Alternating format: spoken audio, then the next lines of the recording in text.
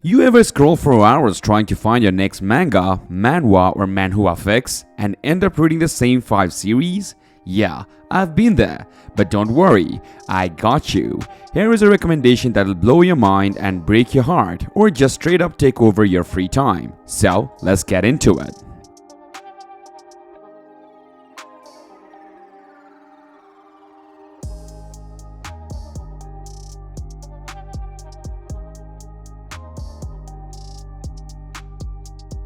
Moving on to the next is a former child soldier who uses magic sword wants to leave with a Missy, the former enemy leader.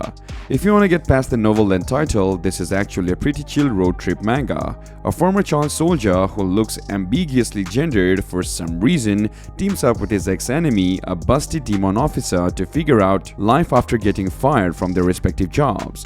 It's got the hot springs, awkward bed sharing, and the occasional monster fights. But mostly, it's just two Misfit vibing. You will either shrug or squint, and the plot is as thin as the demon girl's patience, but there is a weird charm to it.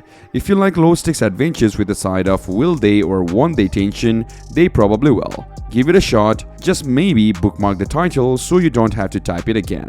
Next is After the School Ballet Taught Me, I Became a Martial Arts God. Another day, another system manhwa, but this one at least starts with a fun twist. Fang Yi gets dumped, gains a system, and learns the apocalypse is coming in 1 year. Cool setup, right? The art is solid, no complaints there, and the weak to OP trope is always satisfying. But with only 3 chapters out, it's too early to call it the next solo leveling. Right now, it feels like a mix of urban romance and doom prep fantasy. So, will it break the generic system curse? Maybe. Should you read it? If you love quick power-ups and the world is ending story, give it a shot. Just don't expect depth yet. Next is Asobinin wa Kenja ni Tenshoku Dekiru te Shitemashita Yusha Partio Shuhoi Sarita level 99. Okay, first, yes, that's the actual title. No, I don't know why it's longer than my grocery list, but behind the ridiculous name, a surprisingly fun power fantasy. Dylan, the level 99 jester, gets kicked out of the hero's party for being the useless clown. Little do they know, he's been carrying their ungrateful butts the whole time. Now, he's swapping his jester hat for a shade's robe, and the revenge arc is chef's kiss. Imagine Lupin the Third, but with the less goof and more I plan this 10 steps ahead energy. The etchies is there, because of course it is, but the real charm is Dylan's sheer swagger. Every win feels earned, every comeback is stylish. If you love underdog stories where the joke character turns the tables, this is a blast. Just maybe call it Jester to Shades for God's sake. Next is Boku wa Kimitachi wo Shihahi Suru. A class reunion turns into a nightmare when 8 former classmates, 1 neat guy and 7 women find themselves trapped in their old school. No monsters, no zombies, just their crumbling sanity and the MC's dark desires taking over. This is not a typical survival story. Instead of fighting external threats, it's all about psychological manipulation, domination, and some seriously questionable power dynamics. The MC, a 26-year-old who looks 12, gets his revenge on women who once looked down on him, complete with explicit scenes and violence. The mystery, why aren't they trapped and who's behind it, keeps things interesting, but let's be real. This is mostly a neat revenge fantasy dressed up with a psychological horror. The art is decent, but the character designs, why do adults look like kids, are a choice. Moving on is we have Chiyo Kuno the Psychic. What would you do if you saw a vision of your future and it showed you marrying the classmate who is obsessed with you? That's exactly what happens in Chiyo Kuno the Psychic. Chiyo can see the future and apparently she's destined to end up with Kishida, her loud, love-crazed classmate.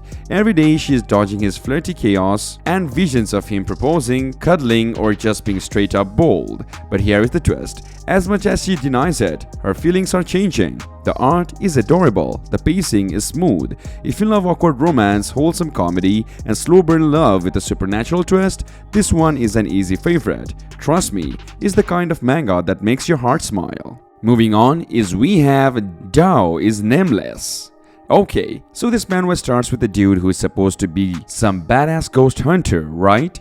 But then suddenly it's like boom, random women everywhere causing more problems than the actual ghosts. The art is actually pretty sick, gives you that creepy vibe that makes you check over your shoulder. But the story, Bro, I have no idea what's happening half of the time.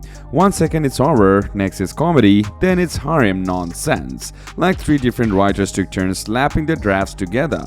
Is it entertaining? Sure, if you enjoy chaos. Is it good? Hell if I know. Maybe it'll make sense in 50 chapters, but right now, it's just there. Read if you are bored and like pretty art. Otherwise, just stare at a wall, same level of confusion, less commitment. Next is Hyouken no Mazutsushi ga Sekai o Suberu. Ray White enters Magic Academy as an ordinary student, except he's secretly one of the world's 7 strongest wizards. Sound familiar? That's because it is. The underestimated OP protagonist trope gets recycled here with zero innovation. While the magic battles are flashy and the art is decent, the story lacks depth. Ray faces no real challenges. The nobles are cardboard bullies and the mystery of his past isn't compelling. It's wish fulfillment at its blandest. If you have read any Hidden Power Academy manga, you have already seen this, only for die-hard power fantasy fans. Next is Kakawate wa ikanai type no musume ga kanojo ni nata. She dates guys just to drain their wallets, but her next victim might actually melt her cold heart. That's the premise of Kakawate wa ikanai type no musume ga kanojo ni nata.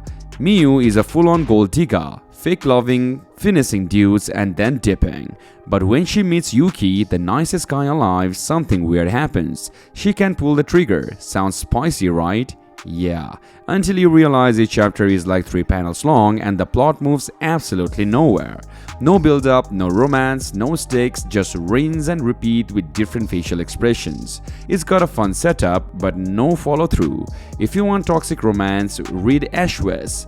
This is just a waste of pixels. Next is Kirawer Yusha no Enjita Orewa. Nazeka, last boss ni Tsukarete Isho ni Seikatsu Shitemasu. Ares, the hated hero, drives away his party to face the final boss alone, only to wake up next to his enemy with amnesia. Cool premise, right? Too bad the manga butchers it. The plot jumps around like a hyperactive kid, cramming cliches with zero setups. Art is decent, the pacing is so rushed, even the twist feels unearned. Feels like a story and more like a novelette slapped onto panels. If you want a real tension, clean pacing, or emotional payoff, skip this one. It's a messy waste of potential. Next is Kurokiya-san wants to lead him around by his nose. A delinquent Gyaru and her straight-laced childhood friend. Sounds like a fun, wholesome dynamic until the manga decides panty shots are more important than plot. Rue, the female lead, has 2 modes: failing school and trying to seduce Tadao in increasingly ridiculous outfits. Meanwhile, the side characters exist solely to pad runtime with forced romances nobody asks for. And the worst part?